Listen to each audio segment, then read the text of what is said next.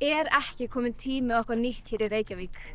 Þróun síðustu ára hefur einkennst af verulegri verðhækkun nauðsynja en launin þín hafa ekki hækkað með.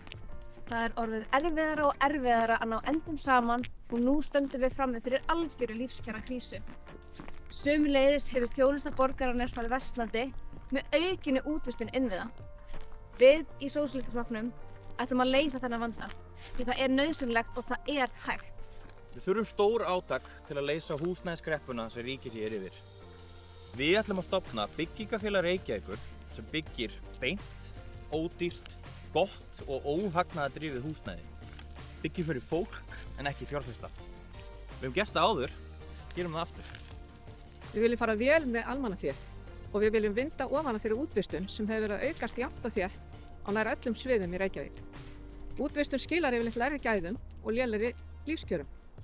Af hverju ætti til dæmis manneskja sem er að þrífa stofnanir Reykjavíkurborgar ekki vera á launum hjá Reykjavíkurborg? Og af hverju er aðeins hluti strætóbílstjóra á launum hjá Reykjavíkurborg að meðan aðrir eru með lélegri laun hjá einkafyrirtæki úti í bæ? Við viljum öflugri Reykjavík þar sem fjármagnið skilar sér til fólksins. Ef við ætlum að bæta skólakerfið er kominn tími á raunverulegar aðgerðir. Hlustum á fólki á gólfinu.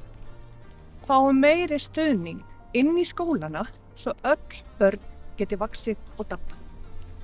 Tökum föstum tökum á leikskólavandanum og leysum starfsmannaveltuna með bættum starfsumhverfi.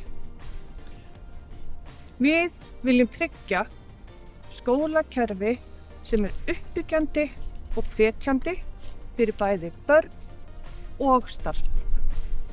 Við verðum að setja börnin okkar í forgang.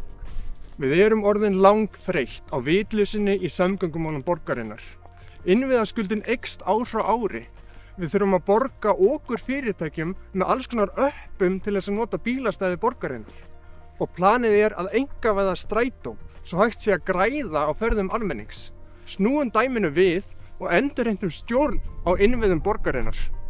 Við höfum klárlega nóg af verkefnum framundan og við ætlum að snúa við vegferðinni sem hefur verið hér síðustu ár. Við ætlum að leysa lífskjaravandann og skapa borg sem virkar fyrir alla.